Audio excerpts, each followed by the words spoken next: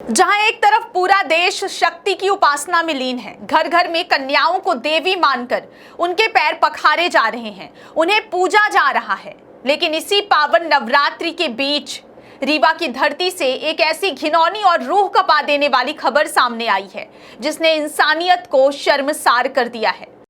क्या local casing pipe से borewell में समस्या हो रही है? तो अपग्रेड कीजिए न्यूट्रॉन केसिंग पाइप। एक्स्ट्रा मजबूती, लंबे समय तक सुरक्षा के साथ। न्यूट्रॉन पाइप, बोरवेल की असली मजबूती। न्यूट्रॉन पाइप है जहां, खुशहाली है वहां। जरा सोचिए, जिस गुरु को हम भगवान से ऊपर का दर्जा देते हैं, अगर वही भक्षक बन जाए तो बेटियां कहां सुरक्षित रहेंगी। रीवा के मझगवा शासकीय स्कूल के एक कलयुगी शिक्षक ने गुरु शिष्य के पवित्र रिश्ते को, मर्यादा को तार तार कर दिया है। यह घटना 18 मार्च की है और जैसे ही मामले का खुलासा हुआ, पुलिस ने 23 मार्च को शिक्षक को गिरफ्तार कर जेल भेज दिया है।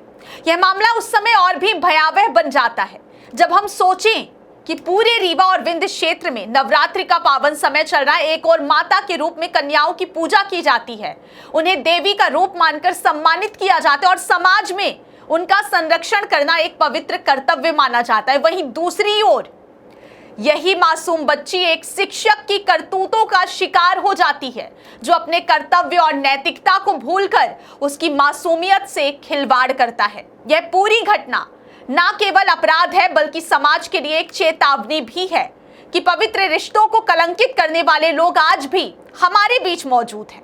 मामले की गंभीरता को देखते हुए पीड़िता ने किसी तरह होटल के कमरे से भागकर मैनेजर अशोक वाधवानी को आपबीती सुनाई।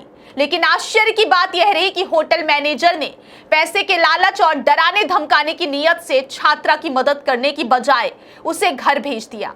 यह दर्शाता है कि अपराध ना केवल शिक्षक तक सीमित था, बल्कि कुछ लोग इसे दबाने में भी शामिल थे। यदि छात्रा तुरंत परिजनों को यह बात ना बताती तो शायद यह मामला और भी भयानक रूप ले सकता था।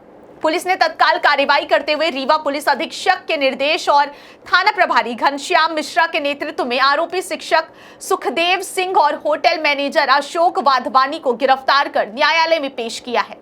यह त्वरित कार्रवाई यह संदेश देती है कि अब ऐसे अपराधों के खिलाफ कानून कड़ा और प्रभावी है और किसी भी प्रकार की लापरवाही बर्दाश्त नहीं की जाएगी। विशेष रूप से यह मामला समाज के लिए भी चेतावनी है। नवरात्रि के पावन समय में जब कन्याओं को देवी मानकर पूजा की जाती है, ऐसे अपराध यह दर्शाते हैं कि हमारे समाज में अभी भी ऐसे लोग मौजूद हैं जो मासूम बच्चों के साथ अपराध करने से नहीं डरते। यह केवल एक व्यक्ति का अपराध नहीं है, बल्कि यह सिस्टम की जांच और जागरूकता की जरूरत को भी साफ तौर पर उजागर करता है। स्कूलों और शिक्षकों की निगरानी, माता पिता की सतर्कता और समाज का संयुक्त प्रयास ही इन घटनाओं को रोक सकता है। रीवा पुलिस ने इस मामले में तेजी दिखाते हुए आरोपी शिक्षक और मैनेजर को गिरफ्तार किया, लेकिन यह केवल शुरुआती कदम है। समाज और प्रशासन को मिलकर यह सुनिश्चित करना होगा कि मासूम बच्चों की सुरक्षा हर समय प्राथमिकता बने और गुरु शिष्य के पवित्र रिश्ते पर अब कोई आंच ना आए। इस घटना ने हमें यह सोचने पर मजबूर किया है कि नवरात्रि के पावन समय में भी अपराधियों का समाज में होना कितना खतरनाक है। जहां एक तरफ कन्याओं की पूजा की जाती है, वहीं दूसरी ओर मासूम बच्चों के साथ इस प्रकार का अपराध होना पूरी सामाजिक संरचना को चुनौती देता है। माता पिता, शिक्षकों और प्रशासन को मिलकर ऐसे अपराधों को जड़ से समाप्त करने के लिए कठोर कदम उठाने होंगे। रीवा में हुई यह घटना समाज के लिए चेतावनी की तरह है। यह दर्शाती है कि बच्चों के प्रति संवेदनशीलता और सुरक्षा के उपाय केवल नियमों तक सीमित ना रह सके।